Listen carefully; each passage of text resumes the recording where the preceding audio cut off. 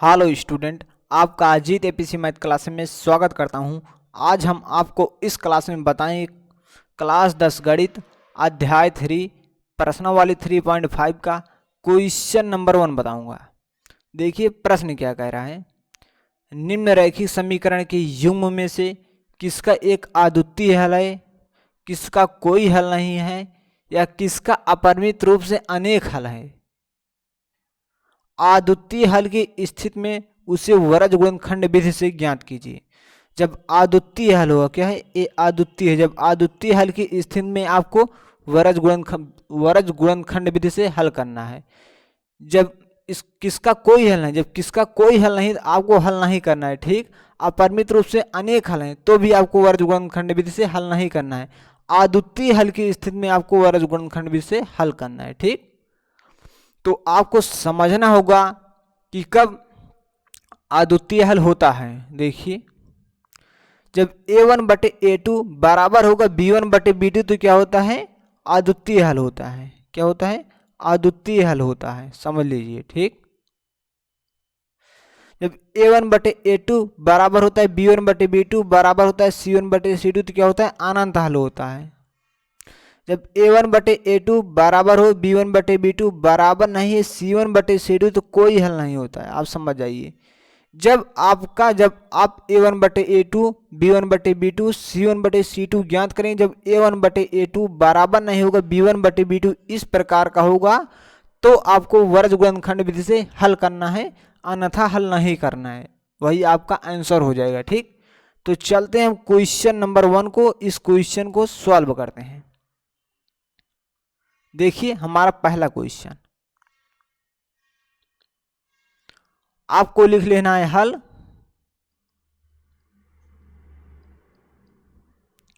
देखिए हमारा पहला समीकरण क्या दिया गया है, x माइनस 3y माइनस 3 बराबर 0। आपका समीकरण 1 हो गया। ठीक, उसके बाद 3x माइनस 9y माइनस 2 बराबर 0 दिया गया है, समीकरण 2 हो गया। अब आपको लिखना है समीकरण 1 व समीकरण 2 की तुलना a1x plus b1 y plus c1 बराबर 0 तथा a2x plus b2y plus c2 बराबर 0 से करने पर। लिखिए आप समीकरण 1,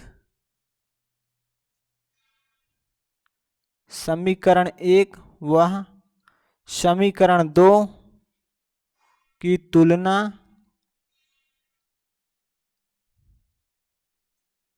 तुलना क्रमशः a1x plus b1y plus c1 बराबर 0 तथा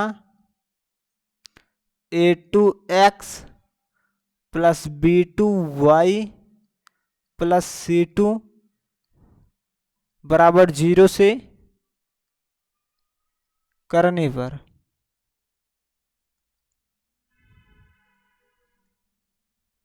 ठीक, आपको इससे तुलना करना है। आपको समीकरण 1 की तुलना किससे करना है, a1x plus b1y plus c1 बराबर 0 से। जब आप समीकरण 1 की तुलना इससे करेंगे तो देखिए आपको क्या मिल जाएगा। आपको लिख लेना है समीकरण 1,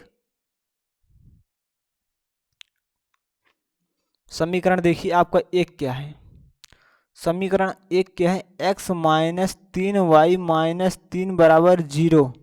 आपको इसके नीचे क्या लिख देना है, a1x plus b1y plus c1 बराबर 0। इसी प्रकार हम लिखेंगे समीकरण 2 को। समीकरण 2 हमारा क्या है, 3x माइनस 9y माइनस 2 बराबर 0। अब इसके हम नीचे लिखेंगे a2x plus b2y plus c2 बराबर 0। ठीक, अब हमें क्या करना है, देखिए यहाँ x के स्थान x है, इसमें x के सामने क्या माना जाएगा, 1 माना जाएगा। ठीक, तो हमें a1 का मान क्या हो जाएगा, 1 हो जाएगा। a1 का मान हमें क्या मिल गया, 1 मिल गया। अब देखिए यहाँ y है, यहाँ b1 है, b1 का मान क्या है, -3 है, क्योंकि आपको जब माइनस का चिन्ह हो आपको चिन्ह के साथ लिखना होगा, ठीक। c1 का मान क्या है, -3 है।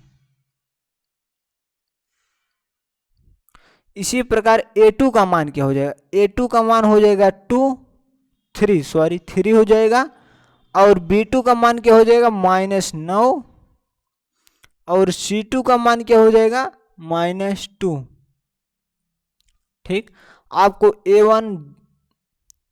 यहाँ क्या है, b1 है, a1 b1 c1 a2 b2 c2 सब का मान आपको मिल गया है। ठीक। अब आपको यहां से ज्ञात करना है a1 बटे a2 b1 बटे b2 c1 बटे c2। तो चलिए हम ज्ञात कर लेते हैं। a1 बटे a2, a1 का मान 1 है, a2 का मान क्या है, 3 है। ठीक, क्या है, 3 है। तो यहाँ आ जाएगा 3, कामा लगाएंगे। उसके बाद b1 बटे b2 क्या है, b1 बटे b2। अब b1 बटे b2 का मान क्या है, -3 बटे b2 का मान क्या है, -9। हम माइनस से माइनस को कैंसिल कर देंगे तो आ जाएगा 3 एकम 3, हम इसे 3 एकम 3 3 त्रिका 9 आ जाएगा 1/3 जब हम इसे सॉल्व करेंगे। हमारा b1 बटे b2 का मान क्या आया, 1/3 आ गया। अब c1 बटे c2 हम ज्ञात करेंगे। c1 का मान क्या है, -3 है, c2 का मान -2 है। माइनस से माइनस कैंसिल हो जाएगा, आ जाएगा 3/2। यहाँ देखिए आप a1 बटे a2 क्या है, a1 बटे a2 का मान क्या है, 1/3 आया। b1 बटे b2 का मान क्या है, 1/3 आया। c1 बटे c2 का मान क्या है, 3/2 आया। मतलब आपका क्या आ गया है, आपका आ गया है a1 बटे a2 बराबर है b1 बटे b2 बराबर नहीं है c1 बटे c2। देखिए a1 बटे a2 का मान आपका आ गया है 1/3, b1 बटे b2 का मान आया 1/3, लेकिन क्या आया, बराबर नहीं है।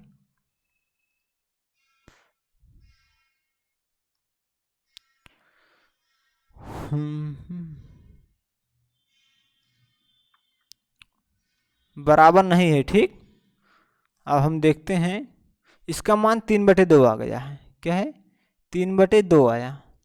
अब देखिए a1 बटे a2 बराबर है b1 बटे b2 बराबर नहीं है c1 बटे c2। जब इस कंडीशन में होता है क्या होता है, देखिए जब a1 बटे a2 बराबर है b1 बटे b2 बराबर नहीं c1 बटे c2 तो कोई हल नहीं होता है। क्या है, कोई हल नहीं होता है। आप लिख सकते हैं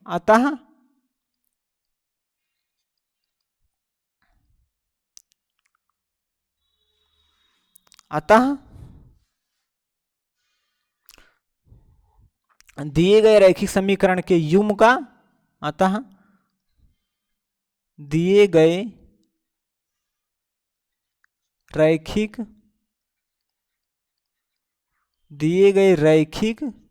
समीकरण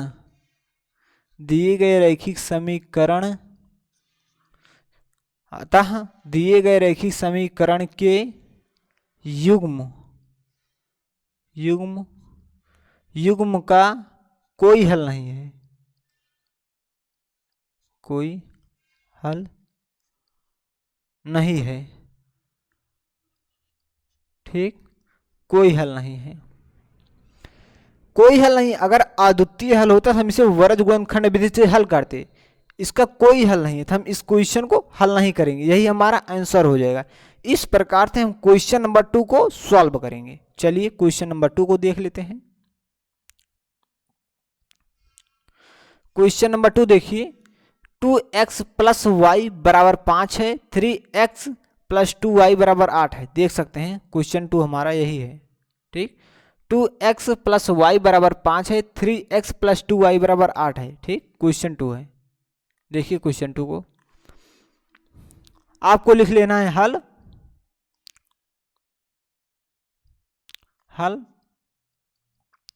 आपको यहां लिख लेना है 2x प्लस वाई बराबर 5, आपका समीकरण 1 हो जाएगा। उसके बाद 3x प्लस 2y बराबर 8, आपका समीकरण 2 हो जाएगा। ठीक, अब देखिए आपको क्या करना है। आपको लिखना है समीकरण, आपको यहाँ लिख देना है, दिया है ऊपर। ठीक, आप यहाँ लिख सकते हैं दिया है। अब आपको क्या करना है, समीकरण 1 व समीकरण 2 की तुलना, क्रमशः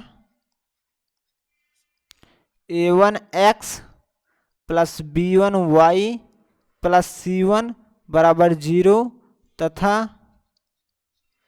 a2x plus b2y plus c2 बराबर 0 से करने पर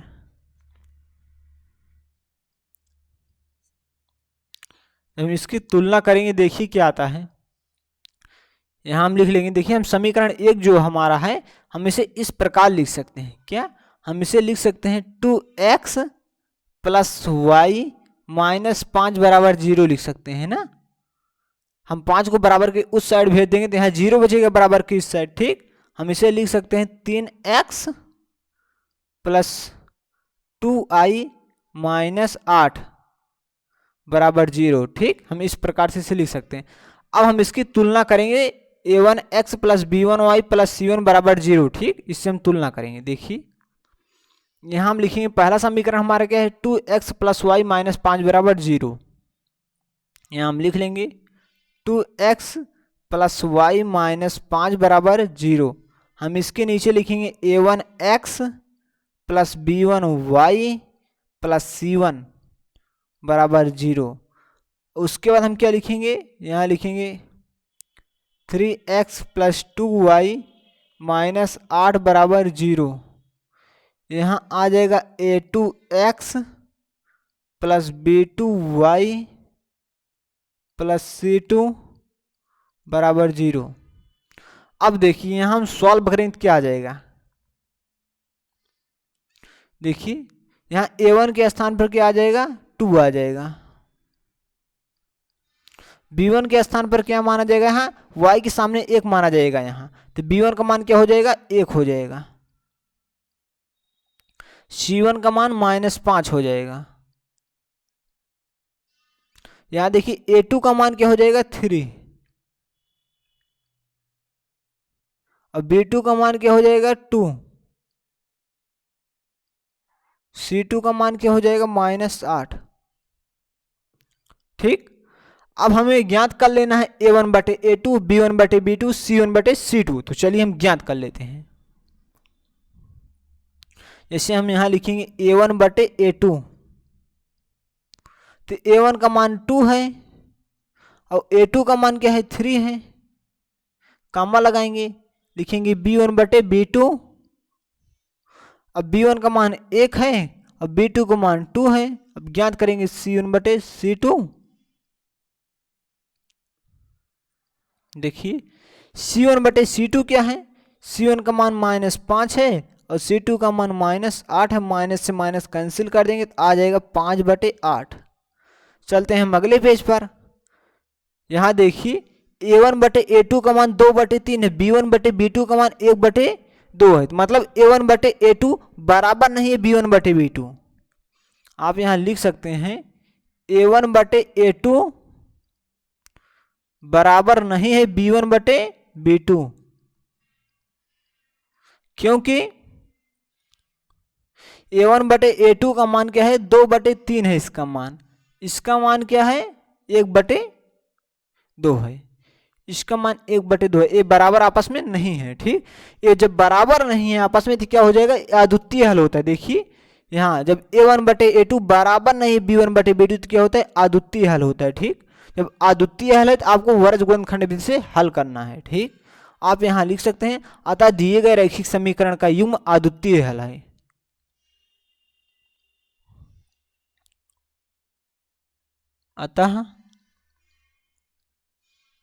अतः दिए गए रैखिक समीकरण,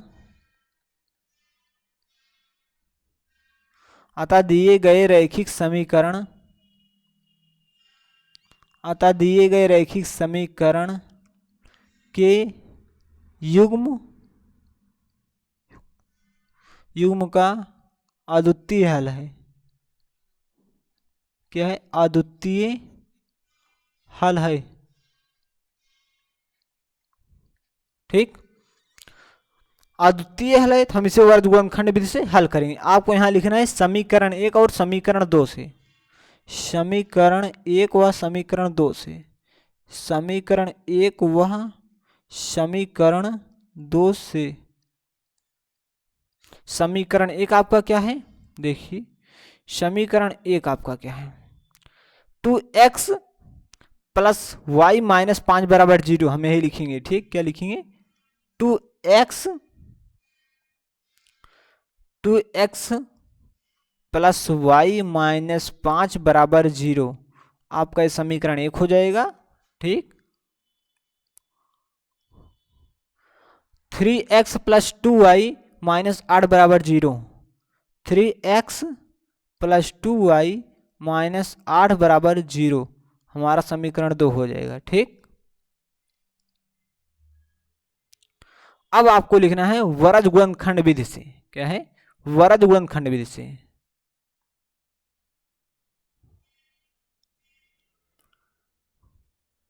वरज गुणन खंड विधि से। देखिए प्रश्न में कहा गया है, आपको हम प्रश्न में दिखा देते हैं। वरज गुणन विधि से हल करना है। ठीक है, तो आपको यहां लिख देना है वरज गुणन। क्या है? वरज गुणन विधि। ठीक, वरज गुणनखंड वरज गुणन विधि से आपको लिखना है। ठीक, इतना लिखने के बाद आपको क्या करना है? अब इसे सॉल्व करना। इसे सॉल्व करने का तरीका बहुत अजीब है, बहुत आसान तरीके से इस विषय से आप सॉल्व कर सकते हैं। आपको लिख देना है इस प्रकार से। क्या लिख देना है? इस प्रकार से आपको यहां लिख देना है। आपको x लिख देना है, xy1 इस प्रकार से आपको लिख देना है। उसके बाद आपको इस प्रकार से बटा खींच देना है, यहां आपको बराबर लगा देना है। अब आपको क्या करना है? देखिए आपका, देखिए यहां x है ना, तो आपको यहां से x के गुणांक को नहीं लेना है, आपको y के गुणांक और अचर पद के गुणांक को लेना है। देखिए यहां समीकरण 1 में y का गुणांक क्या माना जाएगा? 1, तो आपको क्या लिख लेना है? 1 लिखना है यहां, 1 और 2। देखिए ऊपर 1 है समीकरण 1 में, नीचे 2 है, तो यहां मैंने 1 और 2 लिख दिया। उसके बाद देखिए यहाँ क्या आ जाएगा? -5 और -8 आ जाएगा। ठीक, अचर पद में यहाँ आ जाएगा -5 और -8। अब देखिए यहाँ हमें क्या आ गया?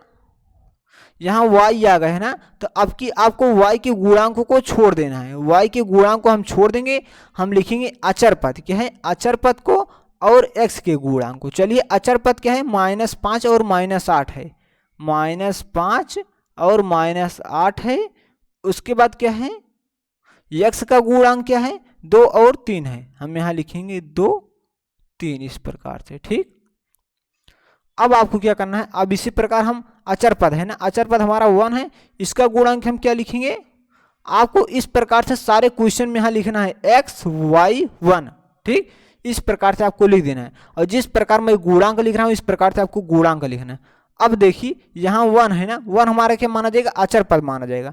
अचर पद मतलब a, इस गुणांक को आपको नहीं लिखना है, आपको x के गुणांक को लिखना है, y के गुणांक को। ठीक है, देखिए हम सबसे पहले क्या लिखेंगे? y के गुणांक। सबसे पहले हम यहां लिख देंगे x के गुणांक को। ठीक, उसके बाद हम क्या लिखेंगे? y के गुणांक क्या है? मैंने 2/3 लिख दिया, उसके हम 1 2 लिखेंगे। ठीक, हम यहाँ 1 2 लिख देंगे। अब हमें क्या करना है? आपको यहां समझना बहुत जरूरी है। चलिए आपको इसका गुणा इसमें करा देना है। ठीक, इस प्रकार से इसका गुणा इसमें आपको करा देना है, इसका गुणा इसमें आपको कराना है, इसका गुणा इसमें।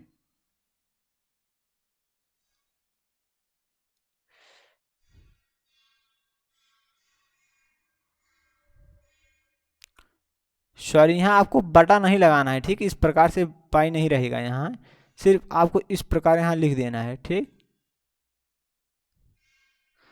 अब देखिए आपको क्या करना है, इसमें आपको यहाँ समझना बहुत जरूरी है। अब आपको यहाँ लिख देना, इस प्रकार से आपको लगा देना है दिस इम्प्लाई, इसका मतलब होता है नई लाइन स्टार्ट हो चुकी है, ठीक। आपको लिख देना है एक्स, क्या है, आपको लिखना है एक्स, आपको एक्स लिखना है। अब आपको क्या करना है, 1 का गुणा 8 में कराएं तो क्या आ जाएगा, -8 आ जाएगा, ठीक। यहाँ -8 लिखेंगे, आपको बीच में हम माइनस का चिन्ह लगा देना है, ठीक। अब 2 का गुणा हम 5 में कराएंगे, 2 पंचे 10, तो क्या आ जाएगा -10। इस प्रकार से आपको ब्रैकेट में -10 लिख देना है। और आगे चलिए, यहाँ आ जाएगा y। अब देखिए -5 का गुणा हम 3 में कराएंगे तो आ जाएगा -15। उसके बाद हम यहाँ माइनस लगाएंगे, बीच में आपको माइनस लगाना है, ठीक। देखिए -8 का गुणा हम 2 में कराएंगे तो क्या आ जाएगा, -16 आ जाएगा। हम -16 इस प्रकार से ब्रैकेट में लिख देंगे। उसके बाद देखिए हम 1 लिखेंगे, हम देखिए 2 का गुणा 2 में कराएंगे तो आ जाएगा 4। हम 3 का गुणा किस में कराएंगे, 1 में, यहाँ लगाएंगे माइनस तो यहाँ आ जाएगा 3। अब देखिए आपको क्या करना है, आपको लगा देना है दिस इम्प्लाई, उसके बाद यहाँ आ जाएगा x बटे, यहाँ आ जाएगा -8। देखिए इस माइनस का गुणा इसमें होगा तो प्लस हो जाएगा, तो यहाँ +10 आ जाएगा, ठीक। हम थोड़ा इसे ऊपर लिखते हैं जिससे कि एक लाइन और लिख पाए, ठीक है। तो यहाँ आ जाएगा x बटे -8 + 10 आ जाएगा, ठीक, बराबर यहाँ आ जाएगा y बटे -15, माइनस का गुणा माइनस में होगा तो आ जाएगा +16, ठीक, बराबर क्या आ जाएगा 1/1। अब क्या करेंगे हम, देखिए हम इसे लिख पाएंगे x बटे 2, क्योंकि 10 में से 8 घट जाएगा तो क्या आ जाएगा, 2 आ जाएगा। यहाँ क्या आ जाएगा, 16 में से -15 को घटा दें तो आ जाएगा 1, ठीक।